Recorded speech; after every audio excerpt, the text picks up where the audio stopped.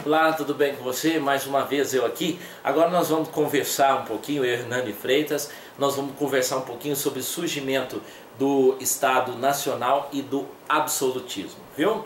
A Idade Média foi um período de mudanças radicais na civilização ocidental, ou seja, na Europa ocidental, porque a Europa, o eurocentrismo, né, era o centro de tudo, de todas as coisas nesse momento. Uma era de transição da economia com o capitalismo nascente, rompendo as esferas das formas feudais, com a cultura, com o brilho do renascimento, e na religião com a contestação da reforma protestante, né? Aquela que contestou a reforma protestante, que contestou a Igreja Católica com toda a sua hegemonia, não é verdade? Então o Estado absolutista, ele tem o apoio dos negócios da burguesia, né? O Estado sustenta os nobres pagando-lhes as rendas. Nós temos o mercantilismo, né? Os mercantilismo que criado as barreiras alfandegárias para arrecadar mais fundos, né? Inclusive para manter os nobres, né? As rendas dos nobres. O estímulo à expansão marítima e colonial. Nós temos o Portugal aí como pioneiro, Portugal e Espanha como pioneiro nas grandes navegações de expansão marítima.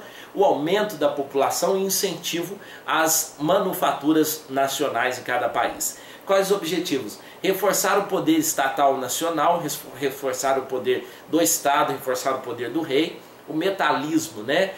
O entesouramento de metais preciosos, ou acumulação de metais preciosos, a busca da balança comercial favorável às exportações e às importações, né? O Estado moderno, a centralização do poder político. Durante a Idade Média, o poder político era controlado por diversos senhores feudais, cada um na sua linha, cada um num grupo, então cada um numa região, né? Às vezes atrapalhava um pouco o comércio, a burguesia ficava preocupada com isso, porque às vezes tinha que passar por várias alfândegas, e isso atrapalhava e dificultava um pouco o comércio, né? Geralmente submetiam-se ao imperador do Santo Império e o Papa, né? O Papa, para decidir algumas questões. Não havia estados nacionais centralizados, viu?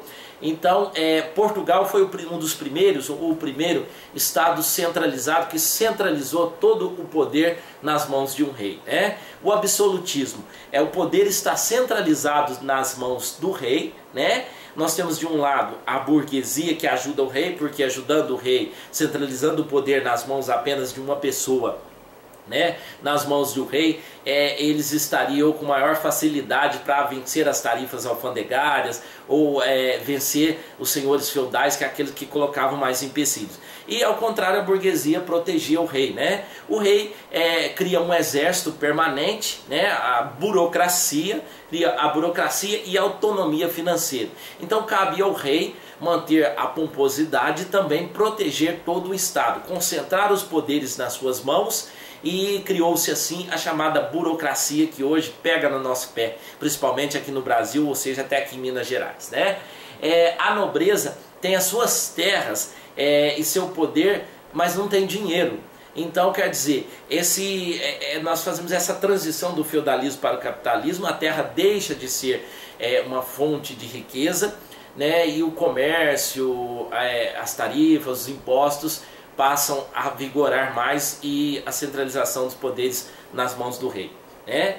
A terra deixou de ser a única fonte de renda e surgiu, o comércio começa a se expandir, acumulam recursos econômicos, os senhores feudais migravam para as cidades começavam a crescer, e aí surgiam outros problemas sociais nas cidades também, né?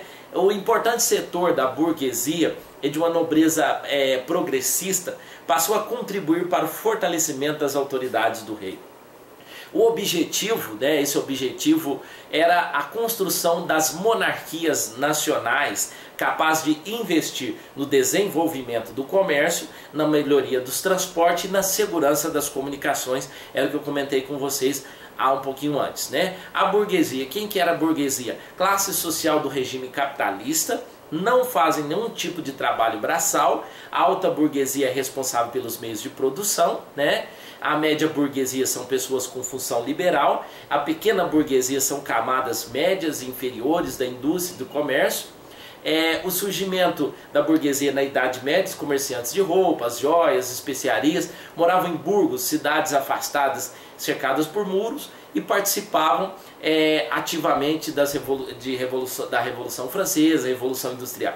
Atualmente os burgueses são pessoas da classe média com seu próprio dono do seu próprio negócio, né? Nós temos o símbolo do absolutismo, que foi o rei Luís XIV da França, que ficou até conhecido como Rei Sol, aquele que brilha, né? Aquele que brilha, aquele que está acima de qualquer coisa. O rei está acima da nobreza e do clero, né? Os cavaleiros e os senhores, os soldados e os camponeses abaixo de todos é o povo aquele que paga o imposto, não é verdade?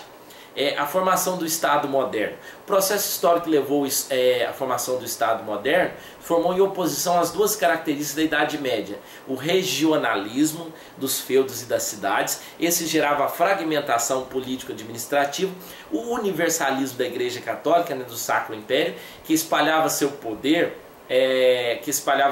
ideológico e político sobre diferentes regiões europeias, né, e gerava a ideia de uma cristandade ocidental, né, cristandade diferente. Quais são as características desse absolutismo?